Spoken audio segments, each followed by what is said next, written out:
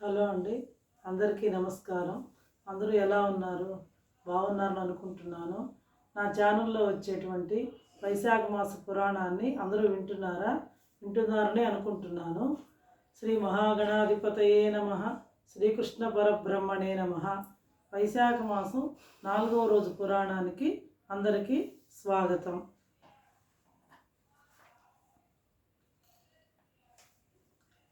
వైశాఖ మాస పురాణం 4వ అధ్యాయము.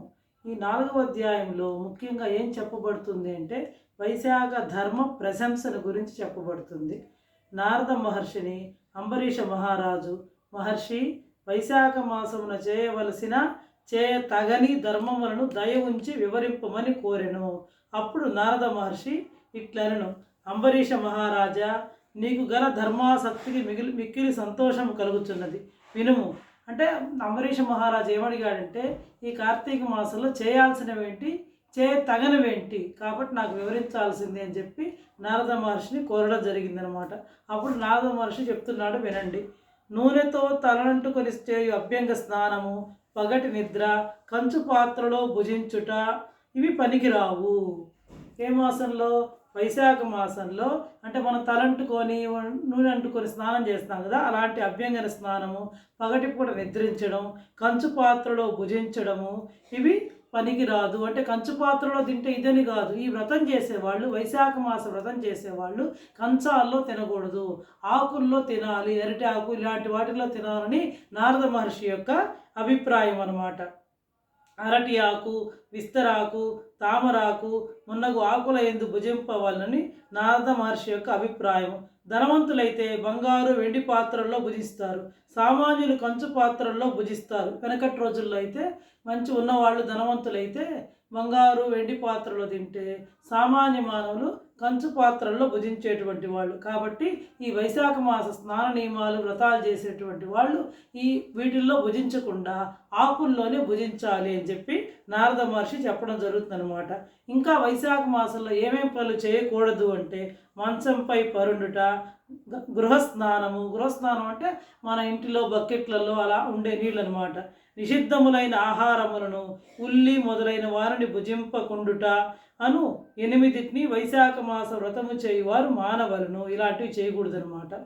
2 మార్లు భుజింపరాదు. వైశాఖ మాసంలో ఒక పూట మాత్రమే భుజించాలి, 2 సార్లు తినకూడదు. అదేవిధంగా పగలు భోజనం చేయకుండా రాత్రి యందు భుజింపరాదు. వైశాఖ మాసంలో పగలు మాత్రమే భుజించవలను, అంటే పగటి యందు భుజించి రాత్రి భోజనమును మానవలను అని చెప్పి నారద మహర్షి అంబరీష మహారాజుకు చెప్పడం జరుగుతున్నదనమాట. ఇంకా ఈ వైశాఖ మాస వ్రతమును పాటించువారు తామరాకులో గనక భుజించినట్లయితే పాప విముక్తుడై వైకుంఠమును చేరును. ఎవరైతే వైశాఖ మాస వ్రతాన్ని చేస్తారో వాళ్ళు కనుక తామరాకులో కనుక భుజించినట్లయితే వాళ్ళు పాపరహితులవుతారు అని చెప్పి చెప్తున్నాడు అనమాట. అంతేకాకుండా శ్రీమన్నారాయణుని సన్నిధి అయినటువంటి వైకుంఠానికి చేరుతారు. వైశాఖ మాస వ్రతమును పాటించువారు ఎండలో నడిచి అలసిన వారి పాదములను కడిగి ఆ జలమును భక్తి శ్రద్ధలతో తలపై చల్లుకొనవలను. ఎవరైతే వైశాఖ వ్రతాన్ని చేస్తూ ఉంటారో, పాటిస్తూ ఉంటారో అలాంటి వాళ్ళు ఎండలో బాగా నడిచి వచ్చి వాళ్ళ పాదాలు బొబ్బలెగుతూ ఉంటాయి చూడు, అలాంటి వాళ్ళని తీసుకొచ్చి జలంతో వాళ్ళ కాళ్ళు కడిగి ఆ నీటిని కనుక తలపై చల్లుకుంటే చాలా మంచిది. ఇది ఉత్తమమైనటువంటి వ్రతము. మార్గాయాసమునందిన ఉత్తమ బ్రాహ్మణుని ఆదరించి ఉత్తమాసనమును కూర్చుండబెట్టి వారినే శ్రీ మహావిష్ణువుగా భావించి వాని పాదములను నీటిచే కడిగి ఆ పవిత్ర జలమును తలపై చల్లుకొనిన వాని పాపములను పటాపంచలై నశించును. ఎవరైతే బాగా నడిచి మార్గాయాసంలో అలసట చెంది ఉంటాడో అలాంటి బ్రాహ్మణుని తీసుకొచ్చి ఆయన యొక్క కాళ్ళు కడిగి ఆ నీటిని తన శిరస్సు మీద కనుక చల్లుకుంటే అది శ్రీ మహావిష్ణువు యొక్క పాదాలను కడిగినట్టే స్వయంగా శ్రీ మహావిష్ణువు భావిస్తాడట. అంతేకాకుండా ఎవరైతే కడుగుతారో అలాంటి వారిని వాళ్ళ యొక్క పాపాలన్నీ కూడా పటాపంచలై నశించిపోతాయి. ఆ జలమును తలపై చల్లుకొనిన గంగా మున్నగు సర్వతీర్థముల యందు స్నానం చేసిన పుణ్యఫలము సిద్ధించును.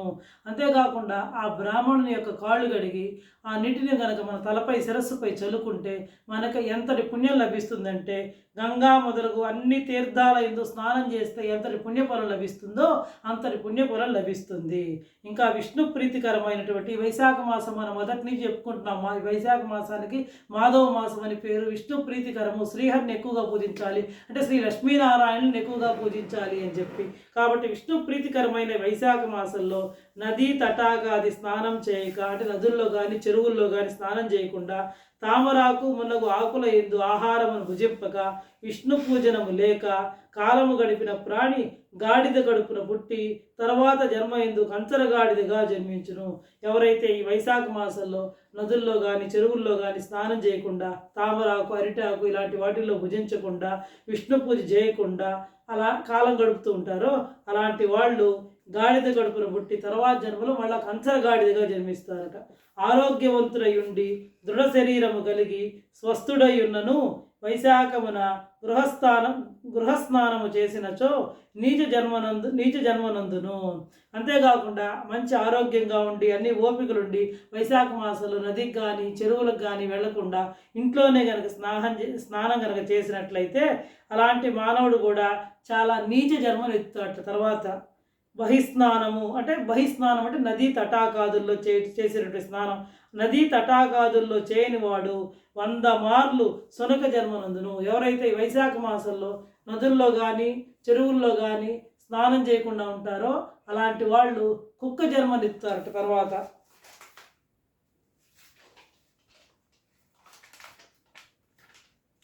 స్నానాదులు లేక వైశాఖ మాసమును గడిపిన వాడు పిశాచమయ్యుండును. కొంతమంది మనం చూస్తుంటాం ఈ రోజుల్లో పిల్లలు స్నానం లేకుండా ఇప్పుడు ఉదయం 10 గంటలకి 11 గంటలకి నిద్ర ఏదో ఉద్యోగరీత్యా లేట్ అయ్యి పొద్దుపై పడుకుంటే మనం తప్పదు, వాళ్ళ జీవనం గడపాలి కాబట్టి. అలా కాకుండా చాలామంది బద్ధకస్తులయ్యి 9కి 10కి అలా నిద్రలై స్నానాలు చేస్తుంటారు. అలాంటి వాళ్ళు తర్వాత జన్మలో పిశాచమై పుడతారట. వైశాఖ మాస వ్రతం ఆచరించినప్పుడే వానికి పిశాచత్వం పోను. ఆ పిశాచ రూపం ఎప్పుడు పోతుంది అంటే ఎప్పుడైతే వాళ్ళు వైశాఖ మాస వ్రతాన్ని ఆచరిస్తారో అప్పుడే వాళ్ళకి పిశాచత్వం పోతుంది. అంతేకాకుండా వైశాఖ మాసమున లోబి అయి జలమును అన్నమును దానము చేయని వాడు పాప దుఃఖములను ఎట్లు పోగొట్టుకును. కొందరు చూడండి అన్నీ ఉంటాయి, అతనికి డబ్బు ఉంటుంది, సంపద ఉంటుంది, అన్నీ ఉంటాయి, కానీ లోభత్వం అనమాట. అలాంటి లోభత్వాన్ని కలిగి ఉండి ఈ వైశాఖ మాసంలో జలాన్ని కానీ అన్నాన్ని కానీ ఎవరైతే దానం చేయకుండా ఉంటారో అలాంటి వాళ్ళ పాపాలు ఎట్లు పోతాయి ఒకసారి మనం కూడా ఆలోచించుకోవాలి కదా. చెప్పండి, ఎట్లా పోతాయి? పోవు కదా, పోగొట్టుకొనలేడని భావము. కాబట్టి అతడు వాడి యొక్క పాపాలని పోగొట్టుకొనలేడు. కాబట్టి వైశాఖ మాసంలో మన పాపాలన్నీ పోవాలంటే లోభత్వం లేకుండా వాళ్ళ శక్తి కొలది జలాన్ని కానీ అన్నాన్ని కానీ దానం చేయాలి. శ్రీ మహావిష్ణువును ధ్యానించుచు నదీ స్నానమును ఆచరించిన వారు గత 3 జన్మలలో చేసిన పాపములు కూడా పోగొట్టుకును. ఎవరైతే నదుల్లో స్నానం చేస్తుంటారో అక్కడికి పోయి జలకాలు ఆడటం ఎకైకలు పకపకలు కాదు. నదీ స్నానం చేయాలంటే మనం ఫస్ట్ ఇంట్లోనే స్నానం చేసి వెళ్ళాలి. అక్కడికి వెళ్ళి 3 మునకలు మాత్రమే మునగాలి, అంతేగాని నదుల్ని కలుషితం చేయరాదు అనమాట. ఆ స్నానం చేసినప్పుడు కూడా శ్రీ మహావిష్ణువును ధ్యానిస్తూ స్నానం చేయాలి. ఆ విధంగా ఎవరైతే శ్రీ మహావిష్ణువును ధ్యానిస్తూ నదీ స్నానం చేస్తే వానికి గత 3 జన్మల్లో చేసిన పాపాలు కూడా పోతాయిట. ప్రాతకాలమున సూర్యోదయ సమయమున సముద్ర స్నానమును ఆచరించినచో 7 జన్మలలో చేసిన పాపములు పోవును. అంతేకాకుండా సముద్ర స్నానం కనుక చేస్తే వైశాఖ మాసంలో 7 జన్మల్లో చేసిన పాపాలు కూడా పోతాయిట. జాహ్నవి, వృద్ధగంగా, కాళింది, సరస్వతి, కావేరి, నర్మదా, కృష్ణవేణి అని గంగా నది 7 విధములుగా ప్రవహించి 7 గంగలుగా ప్రసిద్ధి చెందినది. అట్టి ఈ చెప్పినటువంటి నేను పైన చెప్పినటువంటి జాహ్నవి, వృద్ధగంగా, కాళింది, సరస్వతి, కావేరి, నర్మదా, కృష్ణవేణి అని ఈ 7 నదుల్లో ఎవరైతే ప్రాతకాలంలో వైశాఖ మాసంలో స్నానం చేస్తారో వారికి 1,000,000 జన్మలలో చేసిన పాపములు కూడా పోగొట్టుకొనవచ్చు. దేవతలచే నిర్మితములైన సముద్రాదులందు స్నానమును వైశాఖ మాస ప్రాతకాలమున చేసిన వారి సర్వ పాపములు నశించి పుణ్యప్రాప్తి కలుగును. ఎవరైతే వైశాఖ మాసంలో సముద్ర స్నానం చేస్తారో వారి పాపాలన్నీ కూడా నశించిపోతాయి. అంతేకాకుండా అతనికి పుణ్యప్రాప్తి కూడా కలుగుతుంది. అంతేకాకుండా గోవు పాదమంత ప్రమాణము గల బహిర్జలమున ఎక్కువ లోతు లేకపోయినా ఆవు పాదం కనుక మునిగేంత నీటిలో కనుక స్నానం చేసినా కూడా, తక్కువ జలం ఉన్నా కూడా అలాంటి నీటిలో స్నానం చేసినా కూడా, ఎందుకంటే ప్రాతకాలంలో ఈ వైశాఖ మాసంలో ఇంతకుముందే మనం చెప్పుకున్న 6 గడియల వరకు గంగాది సర్వతీర్థములు కూడా ఈ బహిర్జముల గోపాద మునిగంత నీటిలో కూడా వాళ్ళందరూ చేరతారనమాట, వాళ్ళందరూ వసిస్తారనమాట. ఈ విషయాన్ని గమనించి భక్తి శ్రద్ధలతో ఎవరైనా సరే దగ్గరలో నదులు కానీ తటాకాలు కానీ సముద్రాలు కానీ లేకపోతే గోపాదం మునిగేటువంటి బహిర్జలాల్లో కూడా స్నానం చేసినా కూడా అంతటి పుణ్యఫలమే లభిస్తుంది. ఎందుకంటే గోపాదం మునిగే అంతటి నీటిలో కూడా గంగాది సర్వతీర్థములు కూడా వసిస్తాయి. ప్రాతకాలంలో సూర్యోదయం నుంచి 6 గడియల వరకు, అంటే సూర్యోదయం 5 గంటలకు అయింది అనుకోండి, 5 గంటల నుంచి 2 గంటల 24 నిమిషాల వరకు, అంటే సుమారు 7:30 వరకు ఈ లోపల కనుక మనం స్నానం చేస్తే ఈ గోపాదం మునిగే అంత నీటిలో కూడా గంగాది సర్వతీర్థములు వసిస్తాయి. కాబట్టి మనందరం కూడా ఈ విషయాన్ని గమనించి భక్తి శ్రద్ధలతో వీలైనంత వరకు కుదిరినంత వరకు వారి యందు స్నానం చేయాలి. ఒకవేళ కుదరలేదు, మనకేమీ లేదు, దగ్గరలో ఏమీ లేదు అనుకుంటే మన ఇంట్లో అందరికీ మోటార్లు ఉంటాయి, భూమిలో జనాలు భూజలమే కదా అది. మనం సంకల్పం చెప్పుకొని గంగే చైవనే చైవ గోదావరి సరస్వతి నర్మదా సింధు కావేరి జలేస్మిన్ సన్నిధింకురు అని మన భావం చేసుకొని ఆ నీటితో కూడా మనం స్నానం చేయవచ్చు. ఇక్కడ భావం ప్రధానం. వీలైనంత వరకు కుదిరినంత వరకు చేయాలి. రసద్రవ్యములలో క్షీరం ఉత్తము. మనం అంటే తాగేటువంటి వాటిల్లో క్షీరం చాలా ఉత్తమమైనటువంటిది. క్షీరం కంటే ఉత్తమం ఏంటంటే పెరుగు ఉత్తమము, పెరుగు కంటే నెయ్యి ఉత్తమము. అదేవిధంగా అన్ని మాసాల్లో నెలల్లో కార్తీక మాసం ఉత్తమము. కార్తీకము కంటే మాఘమాసం ఇంకా ఉత్తమమైంది. ఈ మాఘమాసం కంటే కూడా వైశాఖ మాసం ఇంకా ఉత్తమమైంది.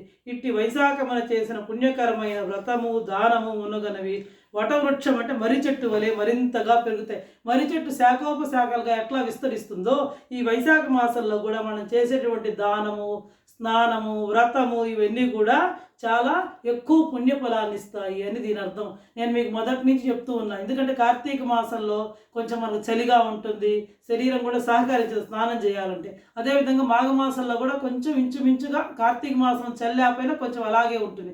కానీ వైశాఖ మాసంలో అలాంటి ఇబ్బంది కూడా ఏముండదు. ఎందుకంటే ఎండ వేడిమికి ప్రాతకాలమున మనం 5 గంటలకు లేచి హాయిగా స్నానం చేయొచ్చు. మనకు కూడా తాపోపశమనం కలుగుతుంది. చూడండి, అందరికీ కార్తీకం గురించి బాగా తెలుసు కానీ ఈ వైశాఖ మాసం గురించి పెద్దగా తెలియదు. అందుకే నేను నా ఛానల్లో ఈ వైశాఖ మాస పురాణాన్ని గురించి ప్రతిరోజు చెప్పాలని నిర్ణయించుకొని చెప్పడం జరుగుతుందన్నమాట. ఇందాకనే మనం చెప్పుకున్నాం, కార్తీకం ఉత్తమమైన మాసం. కార్తీకం కంటే మాఘమాసం ఇంకా ఉత్తమమైంది. మాఘమాసం కంటే వైశాఖ మాసం ఇంకా ఉత్తమమైంది. ఎందుకంటే వృద్ధులు బాలురు ఆరోగ్యం లేని వాళ్ళు అందరూ కూడా ఈ ఎండ వేడిమికి హాయిగా ప్రాతకాలంలో తాపాన్ని శమించుకునేటట్టు చక్కగా చన్నీటి స్నానం చేయవచ్చు. చేసి ఆ సూర్యనారాయణకి నమస్కరించుకొని ఓ దీపం పెట్టుకొని శ్రీ మహావిష్ణువుని ఇంట్లో కానీ దగ్గరలో ఏదైనా ఆలయం ఉంటే అక్కడికి వెళ్ళి పూజించుకోవచ్చు. దీనివల్ల విశేషమైన అనంతమైన పుణ్యం అనేది మనందరికీ కూడా లభిస్తుంది. కాబట్టి ప్రతి ఒక్కళ్ళు కూడా ఈ వైశాఖ మాసం యొక్క వ్రతాన్ని ఆచరించాలని చెప్పి కోరుకుంటూ నేను నా ఛానల్లో ఈ వైశాఖ పురాణాన్ని గురించి విశేషంగా చెప్పడం జరుగుతుంది. కావున ఇట్టి పవిత్ర మాసమున ధనవంతుడైనను దరిద్రుడైనను యథాశక్తిగా వ్రతమును ఆచరించుచు బ్రాహ్మణునకు లేదా యోగ్యునకు యథాశక్తిగా దానమియ్యవలను. కాబట్టి ఈ వైశాఖ మాసంలో ఎవరైనా సరే ధనవంతుడైనా దరిద్రుడైనా వాళ్ళ శక్తి కొలది యథాశక్తిగా వాళ్ళ యొక్క వ్రతాన్ని ఆచరిస్తూ ఈ బ్రాహ్మణునికి కానీ ఎవరైతే యోగ్యంగా ఉంటారో యోగ్యునికి యథాశక్తిగా దానం ఇవ్వచ్చు. కందమూలములు, పండ్లు, రేళ్ళు, కూరలు, ఉప్పు, బెల్లము, రేగు పండ్లు, ఆకు, నీరు, మజ్జిగ మొదలగు వారిని ఇచ్చినను కలుగు పుణ్యము అనంతము. అంటే ఏదైతే వైశాఖ మాసంలో మనకు లభిస్తాయో వాటన్నిటినీ కూడా దానం చేయమని ఇక్కడ చెప్పడం జరుగుతుందన్నమాట. బ్రహ్మ మొన్నగు దేవతలంతటి వారికి ఈ మాసమున వ్రతదానాదులు లేనిచో ఎట్టి ఫలితము లేదు. మనమే కాదు, వైశాఖ మాసంలో బ్రహ్మ మొదలగు దేవతలు కూడా వాళ్ళు ఏ దానం చేయకపోతే వాళ్ళకు కూడా ఫలితమే ఉండదుట. దానము చేయని వాడు దరిద్రుడగుడును. వాళ్ళ శక్తి కొలది చూడండి, వడపప్పు పానకం దానం చేయలేమా? ఎంతటి పేదవాడైనా ఎంత దరిద్రుడైనా మీరు చెప్పండి. వైశాఖ మాసంలో చేయాల్సిన దానాలు చాలా స్వల్పం. మజ్జిగ దానం చేయొచ్చు, చలివేంద్రాలు పెట్టి నీటిని దానం చేయొచ్చు, జలదానం చేయొచ్చు, పానకం దానం చేయొచ్చు, వడపప్పు చేయొచ్చు, ఒక తాటి ఆకులు విసనకరణ ఇవ్వచ్చు. అన్నీ చాలా సామాన్య మానవులకు అందరికీ కూడా మనందరికీ కూడా అందుబాటులో ఉండే దానాలే ఈ వైశాఖ మాసంలో విశేషంగా చెప్పడం జరిగింది. ఈ వైశాఖ మాసంలో ఈ దానాలు బ్రహ్మాదేవతలు చేయకపోయినా కూడా వాళ్ళకు కూడా ఎలాంటి ఫలితాన్ని ఇదనమాట. కాబట్టి మనం కూడా మేము చాలా దానాలు చేసామంటే ఈ వైశాఖ మాసంలో కనుక దానాలు చేయకపోతే అవన్నీ కూడా నిష్ప్రయోజనం అని చెప్పి నిస్సందేహంగా చెప్పడం జరుగుతుంది. ఎవరైతే ఈ వైశాఖ మాసంలో పైన చెప్పినటువంటి అన్నదానం కానీ, జలదానం కానీ, పాదుకలు కానీ, గొడుగు కానీ ఇలాంటివి దానం చేయరో, శయ్యాదానం ఇవన్నీ మనం చాలా చెప్పుకున్నాం. ఇవన్నీ చెయ్యరు, వాళ్ళ శక్తి కొలది, ఎవరి శక్తి కొలది. ఇప్పుడు పరుపు దానం చేయలేము, ఒక చాపం దానం చేయొచ్చు, లేదా 10 మందికి జలాన్ని అందించవచ్చు, పానకం ఇవ్వచ్చు, నిమ్మకాయ కలిపిన మజ్జిగని ఇవ్వచ్చు. ఇవన్నీ చాలా స్వల్పమైన అంటే తక్కువ ఖర్చుతో కూడినటువంటి దానాలు. స్వల్పమైనవి అంటే అక్కడ నేను వాటిని కించపరచడం అని కాదు నా ఉద్దేశము. చాలా తక్కువ ఖర్చుతో సామాన్య మానవులు అందరూ కూడా చేయదగినటువంటి దానాలని చెప్పడం నా ఉద్దేశం ఇక్కడ. ఎవరైతే ఈ దానాలు చేయరో అటువంటి వాళ్ళు దరిద్రులు అవుతారనమాట. దరిద్రుడు చే పాపములను ఆచరించును, అందుచే నరకమునందును. కావున యథాశక్తిగా దానము చేయుట ఎట్టి వారికైనను ఆవశ్యకము. కావున తెలివి ఉన్నవారు సుఖమును కోరుచో దానము చేయవలెను. ఎవరికైతే జ్ఞానం తెలివి అనేది ఉంటుందో, సుఖాన్ని కావాలని కోరుకుంటారో వాళ్ళు ఖచ్చితంగా దానాలు చేయాలి. ఇంటిలో ఎన్ని అలంకారములను పైకప్పు లేనిచో ఆ ఇల్లు నిరర్ధకమైనట్లు, జీవి ఎన్ని మాస వ్రతములను ఆచరించినను వైశాఖ వ్రతము ఆచరింపనిచో వారి జీవితం అంతయు వ్యర్థము. చూడండి, మన ఇంట్లో అన్ని హంగులు ఆర్భాటాలు ఉంటాయి, అసలు పైకప్పే లేదు. ఆ ఇంటికి ఏమందం వస్తుంది? ఆ ఇంట్లో ఉండగలమా? లోపలంతా బ్రహ్మాండంగా గోడలకు మంచి డిజైన్లు వేసి గ్రానైట్ వేసి అన్నీ పెట్టావు, అసలు పైకప్పే లేకపోతే ఆ ఇంట్లో ఏముండగలం? ఆ ఇంటికి ఏం అందం వస్తుంది? అదేవిధంగా మనందరం కూడా, జీవులందరం కూడా అన్ని వ్రతాలు చేసాం, అన్ని దానాలు చేసాం, కానీ వైశాఖ మాసంలో కనుక ఏ దానాలు కనుక చేయనట్లయితే మన జన్మ కూడా వ్యర్థం అవుతుంది, నిరర్ధకం అవుతుంది. ఇంటికి పైకప్పు లేకపోతే ఆ ఇల్లు ఎలా నిరర్ధకం అవుతుందో మనం కూడా ఈ వైశాఖ మాసంలో చెప్పినటువంటి ఉదక కుంభదానం అంటే జలదానం కానీ, మజ్జిగలు చలివేంద్రాలు పెట్టడం కానీ, మజ్జిగ దానం చేయడం కానీ, నిమ్మకాయ నీళ్ళు ఇవ్వడం కానీ, వడపప్పు ఇవ్వడం కానీ, ఇవన్నీ వేడిని తగ్గించేటువంటివి అనమాట. ఇవన్నీ కనుక దానం చేయకపోతే మిగతా చేసేటువంటి వ్రతాలన్నీ కూడా వ్యర్థము. అన్ని మాసముల వ్రతముల కంటే వైశాఖ మాస వ్రతం ఉత్తమమని భావము. అంటే దీనికి ఎందుకు చెప్పారంటే మిగతా మాసాల్లో చేసే అన్ని వాటికంటే కూడా ఈ వైశాఖ మాసంలో చేసేటువంటివి చాలా ఉత్తమమైనటువంటివి. ఎందుకంటే చాలా తక్కువ ఖర్చుతో కూడుకున్నటువంటివి, సామాన్య మానవులతో సహా అందరూ చేయదగినటువంటి దానాలు. కాబట్టి ప్రతి ఒక్కళ్ళు కూడా ఎంతో ఉపశమనాన్ని కలిగించేటువంటి, చూడండి ఎండలో పోతూ ఉంటాడు ఒక బాటసారి, ఆయనకు ఒక గొడుగు ఇచ్చాము, అబ్బా కొంచెం ఎండ వేడి నుంచి ఉపశమనాన్ని పొందుతాడు, అతనికి చాలా హాయిని ఇస్తుందన్నమాట ఆ గొడుగు అటువంటిది. అదేవిధంగా కాళ్ళకు చెప్పులు లేకుండా నడుస్తూ ఉంటాడు, కాళ్ళు కాలిపోతాయి, అంటుకుపోతాయి, నడవలేము. కాబట్టి అలాంటి వాళ్ళకి మనం చెప్పులు పాదుకా దానం చేసాం, అది అతను ఎంతో తృప్తినిస్తుంది.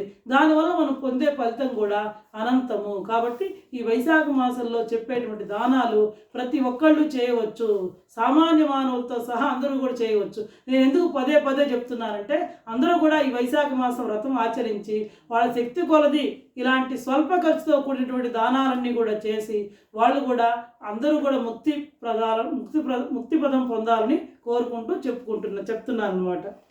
స్త్రీ సౌందర్యవతి అయినను, గుణవంతురాలైనను, భర్త కలిగి ఉన్నదైనను, భర్తను ప్రేమించుచు భర్తృ ప్రేమను కలిగి ఉన్నను వైశాఖ వ్రతము ఆచరింపనిచో ఎన్ని లాభములునను వ్యర్థురాలను ఎరుంగుము.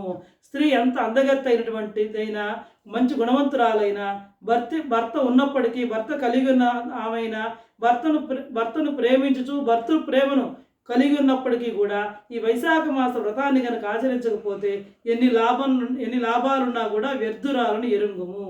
అనగా సర్వశుభ లాభములను అందిన యువతులను వైశాఖ వ్రతమును చేయనిచో వారికి ఉన్నవన్నీ నిష్ఫలములు, వ్యర్థములని భావము. కాబట్టి మిగతా గుణాలన్నీ ఎన్ని ఉన్నా కూడా ఈ వైశాఖ మాస వ్రతాన్ని కనుక చేయకపోతే అవన్నీ కూడా నిష్ఫలము అని చెప్పి వైశాఖ మాస వ్రతాన్ని గురించి నారద మహర్షి చాలా గొప్పగా అంబరీష మహారాజు చెప్పడం జరుగుతుందన్నమాట. గుణములు ఎన్ని ఉన్నా దయాగుణము లేకున్నచో వ్యర్థములైనట్లుగా సద్వ్రతములు ఎన్నిటిని చేసినను వైశాఖ మాస వ్రతమును చేయనిచో అవి ఎన్ని వ్యర్థములగును సుమా. చూడండి, మనకి ఎన్ని గుణాలు, అన్ని మంచి గుణాలు ఉన్నాయి, కానీ ఎదుటి వాళ్ళ పట్ల దయ లేదనుకోండి. ఎందుకు ఆ గుణాలన్నీ? ఎవరైనా కష్టపడుతుంటే మనం కూడా దయార్ద్ర హృదయం కలిగి ఉండాలి, దయ అనేటువంటి భావాన్ని కలిగి ఉండాలి, దయాగుణాన్ని కలిగి ఉండాలి. అది లేదనుకోండి. అదేవిధంగా ఎన్ని వ్రతాలు చేసినప్పటికీ కూడా ఈ వైశాఖ మాస వ్రతాన్ని కనుక మనం చేయకపోతే అవన్నీ కూడా వ్యర్థములు అవుతాయి అని చెప్పి చెప్పడం జరుగుతుంది. ఇంకా ఈ వైశాఖ మాసంలో శాఖ సూపాదులు అంటే కూర పప్పు ఎంత ఉత్తములైనను ఎంత బాగుగా వండినను ఉప్పు లేనిచో వ్యర్థములైనట్లుగా వైశాఖ వ్రతమును చేయనిచో ఎన్ని వ్రతములను చేసినను అవి ఎన్ని వ్యర్థములే అగును సుమా. చూడండి, నువ్వు మంచి కూర చేస్తావు, చాలా రుచికరంగా వేసావు, దాంట్లో వేయాల్సినవన్నీ వేసావు, అసలు లవణం వేయలే అంటే ఉప్పు వేయలేదు దాంట్లో, అదేమన్నా రుచిస్తుందా? రుచించదు. కాబట్టి నువ్వు ఎంత బాగా కూర పప్పు అన్ని 10 రకాలు చేసినా కూడా దాంట్లో పడాల్సినటువంటి మెయిన్ది లవణం అనేది, ఉప్పు అనేది పడకపోతే అది ఎలా రుచింపదో, అదేవిధంగా నువ్వు ఎన్ని సద్వ్రతాలు ఎన్ని పుణ్యకార్యాలు చేసినప్పటికీ కూడా ఈ వైశాఖ మాస వ్రతాన్ని కనుక ఆచరించినట్లయితే అవన్నీ కూడా నిష్ఫలము వ్యర్థములే అగును సుమా. స్త్రీ ఎన్ని నగలను ధరించినను వస్త్రము లేనిచో శోభించదు, అట్లే ఎన్ని సద్వ్రతములు ఆచరించినను వైశాఖ మాస వ్రతము ఆచరింపనిచో అవి శోభింపవు. చూడండి, అవన్నీ నగలు ధరించింది కానీ వస్త్రం లేకపోతే ఏమన్నా శోభిస్తుంది, అందగిస్తుందా చెప్పండి? పోయిన అవన్నీ లేకపోయినా ఆమె చక్కగా వస్త్రాన్ని ధరిస్తే శోభిస్తుంది. కాబట్టి ఆమె ఎన్ని నగలు ధరించినప్పటికీ కూడా వస్త్రం లేకపోతే ఎలా శోభించదో, అట్లే ప్రతి మానవుడు కూడా ఎన్ని సద్వ్రతాలు ఆచరించినప్పటికీ కూడా వైశాఖ మాస వ్రతం కనుక ఆచరింపకపోయినట్లయితే అవన్నీ కూడా శోభింపవు. కావున ప్రతి ప్రాణియు ఈ విషయమును గమనించి వైశాఖ మాస వ్రతమును తప్పక ఆచరింపవలను. నిన్న కూడా మనం చెప్పుకున్నాం, అక్షయ తృతీయ రోజు ఉదక కుంభదానం చేయాలి. మన జీవిని ఉద్ధరించుకోవాలంటే అక్షయ తృతీయ నాడు చేయాల్సిన దానం ఏంటంటే ముఖ్యంగా ఉదక కుంభదానం, బంగారం కొనడం కాదని చెప్పి కూడా మనం నిన్న తెలుసుకోవడం జరిగింది. కాబట్టి వైశాఖ మాస వ్రతాన్ని ప్రతి ఒక్కళ్ళు కూడా తప్పకుండా ఆచరించాలి. సూర్యుడు మేషరాశి ఎందుండగా వైశాఖ మాసమున శ్రీ మహావిష్ణువు దయను వైశాఖ వ్రతమును ఆచరించి పొందవలను. ఈ వైశాఖ మాసంలో సూర్యుడు మేషరాశి ఎందున్నప్పుడే ప్రాతకాలంలో లేచి స్నానం చేసి శ్రీ మహావిష్ణువు యొక్క అనుగ్రహాన్ని దయని వైశాఖ వ్రతాన్ని ఆచరించి శ్రీ మహావిష్ణువు యొక్క అనుగ్రహాన్ని ప్రతి ఒక్కళ్ళు కూడా పొందవచ్చు. ఇట్లు చేయనిచో నరకము తప్పదు. ఎవరైతే ఈ విధంగా చేయరో అలాంటి వానికి నరకం అనేది సంభవిస్తుంది. వైశాఖ స్నానాధికముచే సర్వ పాపక్షయమై వైకుంఠ ప్రాప్తి కలుగును. అక్షయ తృతీయ అంటే మనం చెప్పుకున్న అనంతమైన పుణ్యాన్ని ఇచ్చేది. అదేవిధంగా ఈ వైశాఖ మాస వ్రతం అనేటువంటిది కూడా మనకున్న పాపాలన్నింటినీ కూడా క్షయం చేసి అక్షయమైనటువంటి అనంతమైనటువంటి పుణ్యఫలాన్ని సంప్రాప్తింపజేస్తుంది. తీర్థయాత్రలు, తపము, యజ్ఞములు, దానము, హోమము మున్నగు వారిని ఇతర మాసములలో చేసినచో వచ్చు ఫలము కంటే వైశాఖ మాస వ్రతములు పాటించిన పైన చెప్పిన వారిని చేసిన వచ్చు ఫలము అత్యధికము. మామూలుగా మనం తీర్థయాత్రలు చేసిన యజ్ఞాలు, యాగాలు, హోమాలు, దానం ఇతర మాసాల్లో చేస్తే ఎంత పుణ్యం వస్తుందో ఈ వైశాఖ మాస వ్రతాన్ని కనుక ఆచరించి పైన చెప్పిన వాటిని అన్నింటినీ కనుక దానం చేసినట్లయితే, లేదా యజ్ఞాలు అవన్నీ హోమాలు, దానాలు, పూజలు ఈ వైశాఖ మాసంలో కనుక చేసినట్లయితే వాటి వల్ల వచ్చేటువంటి పుణ్యము ఫలము కానీ చాలా అత్యధికంగా ఉంటుందన్నమాట. వైశాఖ మాస వ్రతము మిగిలిన అన్ని మాసములలో చేసిన దానికంటే ఎక్కువ ఫలాలను ఇస్తుందన్నమాట. మదమత్తుడైన మహారాజైన కాముకుడైన ఇంద్రియ లోలుడైనను వైశాఖ మాస వ్రతమును ఆచరించవచ్చో వైశాఖ స్నాన మాత్రమునే సర్వదోషములు నశింపజేసుకొని పుణ్యవంతుడై వైకుంఠాన్ని చేరును. ఎవరైతే ఈ వైశాఖ మాసంలో మదమత్తుడైనా సరే, మహారాజైనా సరే, మంచి కాముకుడుగా ఉండేవాడైనా సరే, ఇంద్రియ లోలుడైనా సరే, ఎవరైతే వైశాఖ మాస వ్రతాన్ని ఆచరిస్తూ వైశాఖ స్నాన మాత్రముచే అన్ని దోషాలు కూడా తొలగిపోయి పుణ్యవంతుడై వైకుంఠాన్ని చేరతారట. వైశాఖ మాసానికి అధిదేవత ఎవరు అంటే శ్రీ మహావిష్ణువే అధిదేవత. కాబట్టి వైశాఖ మాసంలో ఎక్కువగా శ్రీ లక్ష్మీనారాయణని పూజించాలి. వైశాఖ మాస వ్రతారంభమున స్నానము చేయుచు శ్రీ మహావిష్ణువును ఇట్లు ప్రార్థింపవలేను. ప్రాతకాలంలో లేచి మనం వైశాఖ మాసంలో స్నానం చేయాలని చెప్పాం కదా, ఆ విధంగా స్నానం చేస్తూ శ్రీ మహావిష్ణువుని ముందుగా ఈ విధంగా ప్రార్థించాలన్నమాట. మధుసూదన దేవేశ వైశాఖే మేషగేరౌ ప్రాతస్నానం కరిష్యామి నిర్విఘ్నం కురు మాధవ. అంటే ఏమంటే, ఓ మధుసూదన, సూర్యుడు మేషరాశిలో ఉండగా వైశాఖ మాసంలో నేను ప్రాతస్నానం చేస్తున్నాను కాబట్టి ఎలాంటి విఘ్నాన్ని కలిగించవద్దు ఓ మాధవ అని చెప్పి మనం శ్రీ మహావిష్ణువుకు నమస్కరించి ప్రాతకాలంలో వైశాఖ స్నానం చేయాలి. పిమ్మట స్నానము చేయుచు క్రింది శ్లోకములను మంత్రములను చదివి అర్ఘ్యమునియ్యవలను. స్నానం చేసిన తర్వాత ఈ కింద చెప్పబోయేటువంటి మంత్రాలను చదివి సూర్యుడికి అర్ఘ్య ప్రదానం సంగాలి. వైశాఖే మేషగే భానౌ ప్రాతస్నాన పరాయణ అర్ఘ్యం తేహం ప్రదాస్యామి గృహాణ మధుసూదన గంగాయా సరితః సర్వాః తీర్థాని చ హృదాశ్చయే ప్రగృహీత మయా దత్తం అర్ఘ్యం సమ్యక్ ప్రసీదద ఋషభః పాపినాం శాస్తాత్వం యమ సమదర్శనః గృహాణార్ఘ్యం మయా దత్తం యథోక్త ఫలదో భవ అని ప్రార్థించి అర్ఘ్యములనిచ్చి స్నానాన్ని ముగించుకొనవలను. తర్వాత తడిబట్ట నిప్పి పొడి బట్టలను కట్టుకొని వైశాఖ మాసమున పుష్పించిన పుష్పములతో శ్రీ మహావిష్ణువును పూజించవలేను. ఎక్కువగా మల్లెపూలు దొరుకుతాయి వైశాఖ మాసంలో. ఈ వైశాఖ మాసంలో మల్లెపూలతో, సన్నజాజి పూలతో, తులసి దళాలతో శ్రీ మహావిష్ణువుని కనుక అర్చిస్తే విశేష పుణ్యఫలం లభిస్తుంది. వైశాఖ మాస మహిమను వివరించుచు శ్రీ మహావిష్ణువు యొక్క కథలను వినవలను, చదవవలను. ఆ తర్వాత ఇంకా వైశాఖ మాస యొక్క మహిమను గురించి వివరించేటువంటి శ్రీ మహావిష్ణువు యొక్క కథల్ని వాటన్నిటిని కూడా చదవాలి, వినాలి. ఇట్లు చేసినచో లోగడ జన్మలలో చేసిన పాపములను నశించును. అంటే రోజు ఒక అధ్యాయం భగవద్గీత చదువుకోవచ్చు, రోజు విష్ణు సహస్రనామం పారాయణ చేసుకోవచ్చు. ఈ వైశాఖ మాసం ఎందుకంటే ఇందాక నేను చెప్తున్నాం శ్రీ మహావిష్ణువుకు ప్రీతికరమైంది అని చెప్పేసి, కాబట్టి రోజు విష్ణు సహస్రనామం పారాయణ, భగవద్గీత ఒక అధ్యాయం. ఇంతకుముందే భగవద్గీతను గురించి కూడా నా ఛానల్లో చెప్పడం జరిగింది. కాబట్టి భగవద్గీతను రోజు ఒక అధ్యాయం లేదు కొన్ని శ్లోకాలు మనకి ఎంత వీలైతే అంత చదవడం చాలా ఉత్తమం అన్నమాట. ఇట్లు చేసిన వారు భూలోకవాసులైన, స్వర్గలోకవాసులైన, పాతాళలోకవాసులైన ఎచటను వారికి కష్టము కలగదు.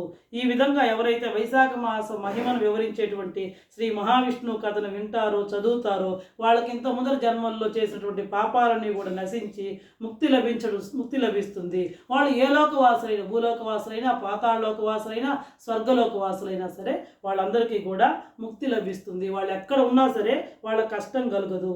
వారికి గర్భవాసము, స్తన్యపానము కలుగవు.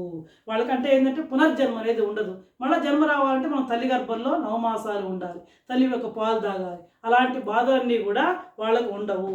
ముక్తి సిద్ధించును, ముక్తి లభిస్తుంది. ఇంకా వైశాఖమున కంచు పాత్రలో భుజించువారు, శ్రీ మహావిష్ణువు సత్కథలను వినని వారును, స్నానము దానము చేయని వారును నరకమునకే పోదురు. ఎవరైతే ఇందా చెప్పుకున్నాం ధనవంతులైతే వెండి బంగారు పాత్రలో తింటారు, మనందరం కంచు పాత్రల్లో భుజిస్తాం. కాబట్టి ఎవరైతే ఈ వైశాఖ మాసంలో కంచు పాత్రలో భుజించరాదు అని చెప్తున్నారు. అదేవిధంగా శ్రీ మహావిష్ణువు యొక్క మంచి కథలని ఎవరైతే వినకుండా ఉంటారో, స్నానము దానం చేయకుండా ఉంటారో అలాంటి వాళ్ళందరూ కూడా నరకానికే పోతారు.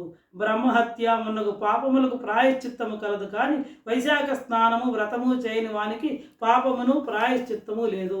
బ్రహ్మహత్య చేసిన వాళ్ళకైనా కూడా సరే ప్రాయశ్చిత్తం అనేది ఉంటుందేమో, కానీ ఎవరైతే వైశాఖ స్నాన వ్రతము చేయని వాళ్ళకి ప్రాయశ్చిత్తం కూడా లేదు అని చెప్పి నారద మహర్షి అంబరీష మహారాజు చెప్పడం జరుగుతుంది. నేను పదే చెప్తున్నాను, ఎందుకంటే వైశాఖ మాసం చాలా అనువైన మాసం. మన ప్రాతకాలంలో స్నానం చేయడానికి ఎలాంటి ఇబ్బంది ఉండదు. కాబట్టి ప్రతి ఒక్కళ్ళు కూడా ప్రాతకాలంలో ఈ వైశాఖ మాస స్నానాన్ని చేయాల్సిందిగా కోరుకుంటున్నాను. తను స్వతంత్రుడై ఉండి, తన శరీరము తన ఆధీనములోనే ఉండి, నీరు తనకు అందుబాటులో ఉండి, స్నానమాడ వీలున్నను స్నానమాడక, నాలుగు తన ఆధీనములో ఉండి, హరి అను 2 అక్షరములను పలుకకయున్న నీచ మానవుడు జీవించి ఉన్న శవం వంటి వాడు. చూడండి, కొందరికి ఆయన శరీరం అంటే మనం ఆరోగ్యంగా ఉంటాం, మనకు అందుబాటులో దగ్గరలో నది ఉంటుంది, చెరువు ఉంటుంది, అన్నీ వీలుంటాయి. అయినా ఎవరైతే స్నానం చెయ్యరో, అదేవిధంగా ఇప్పుడు మనకి ఆరోగ్యం బాగాలేక మాట రాకపోతే మనం మాట వస్తేనే కదా మనం భగవంతుడిని పూజించగలం, భగవన్ నామాన్ని పలకగలము. ఈ నోరు మాట అనేది లేకపోతే ఎలా పలకగలం? ఎవరికైతే మాట్లాడడానికి వీలుండి కూడా భగవన్ నామాన్ని పలకరో అలాంటి వాళ్ళు బతికున్నా సరే శవంతో సమానం. మనం కొంతమంది చెప్పుకుంటాం చిరస్మరణీయులు అని. వాళ్ళు చనిపోయినా కూడా సరే వాళ్ళు చేసినటువంటి పని వలన రోజు మనం వాళ్ళని స్మరించడం జరుగుతుంది. అలాంటి వాళ్ళు చిరస్మరణీయులు. కొందరు బతికున్నా కూడా ఎవరైతే వైశాఖ మాసం స్నానానికి ఆరోగ్యం సహకరించి శరీర పటుత్వం ఉండి, దగ్గరలో నది ఉండి, అన్నీ అందుబాటులో ఉన్న స్నానం చేయకుండా ఉంటారో, అదేవిధంగా మాట్లాడడానికి వీలుండి భగవన్నామాన్ని ఎవరైతే పలకరో, ఈ తుచ్చమైన భోగభాగ్యాలకు లోన ఏముందిలే, దేవుడి నామం పలికితే పుణ్యం వస్తుందా, ప్రాతకాలంలో స్నానం చేస్తే పుణ్యం వస్తుందా, విష్ణు సహస్రనామం అయితే పుణ్యం వస్తుందా అని ఎవరైతే తోలనాడతారో అలాంటి వాళ్ళందరూ కూడా బతికున్నా కూడా శవంతో సమానం, జీవించి ఉన్న శవంతో సమానం అని చెప్పి నారద మహర్షి చెప్పడం జరుగుతుంది. అనగా ప్రాణం మాత్రం ఉండి వినుట చూచుట మున్నగు లక్షణములు లేని శవం వలె అతడు వ్యర్థుడు. అంటే అతడు జీవించినాడు, ప్రాణం ఉంది, అన్నీ మాట్లాడగలడు, కానీ అలాంటి పనులు చేయట్లేదు కాబట్టి వినుట చూచుట మొన్న లక్షణాలు లేకుండా శవంలాగా ఉండేటువంటి వ్యక్తి అని చెప్పి పోలుస్తున్నాడు అనమాట అక్కడ. వైశాఖమున శ్రీహరిని ఎట్లైనను సేవింపని వాడు పంది జన్మ ఎత్తును.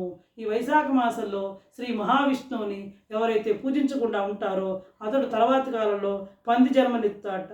పవిత్రమైన వైశాఖ మాసమున వైశాఖ వ్రతమును పాటించుచు ప్రాతకాలమున బహిస్నానము చేసి తులసీ దళములతో శ్రీ మహావిష్ణువును అర్చించి విష్ణు కథా శ్రవణము దానము చేసిన వారు మరుజన్మలలో మహారాజులై జన్మింతురు.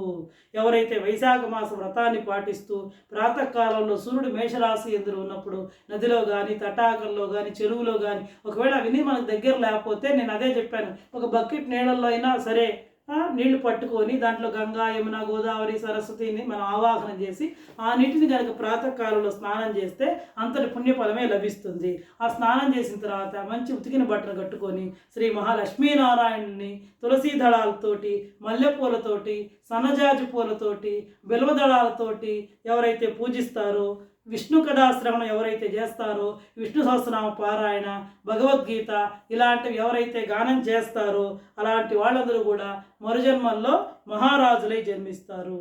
పిమ్మట తమ వారందరితో కలిసి శ్రీ మహావిష్ణువు సాన్నిధ్యాన్ని అందుదురు. తర్వాత తమ బంధువులందరితో, తమ కుటుంబ సభ్యులతో అందరితో కలిసి శ్రీ మహావిష్ణువు యొక్క సన్నిధికి చేరుకుంటారట. శ్రీ మహావిష్ణువును నిశ్చలమైన మనస్సుతో సగుణముగానో నిర్గుణముగానో భావించి పూజించవలెను సుమా. మనం మెయిన్ ప్రధానం ఏంటంటే నిశ్చలమైనటువంటి భక్తి. మన యొక్క భావం అనేది ఎలా ఉండాలంటే శ్రీ మహావిష్ణువు యొక్క పాదపద్మాలను నిరంతరం ధ్యానిస్తూ కనుక పూజించినట్లయితే వైశాఖ మాసంలో వచ్చేటువంటి పుణ్యం అనంతము, అక్షయము. ఇది వైశాఖ మాసం 4వ అధ్యాయం పురాణం సమాప్తం. నేను మరీ చెప్తున్నాను, ఎందుకంటే వైశాఖ మాసంలో అందరూ కూడా స్నానం చేయడానికి అనువైనటువంటి సమయం కాబట్టి అందులో పురాణంలో కూడా చెప్పడం జరిగింది. కార్తీకం కంటే మాఘమాసం ఉత్తమం, మాఘం కంటే వైశాఖ మాసం ఉత్తమం అని చెప్పడం జరిగింది. కాబట్టి ప్రతి ఒక్కళ్ళు కూడా ఈ వైశాఖ మాస ప్రాతకాల స్నానం చేసి నా ఛానల్లో నేను చెప్పేటువంటి పురాణాన్ని విని మనందరం కూడా శ్రీ మహావిష్ణువు యొక్క కృపకు పాత్రులముగుదామని కోరుకుంటూ సెలవు తీసుకుంటున్నాను.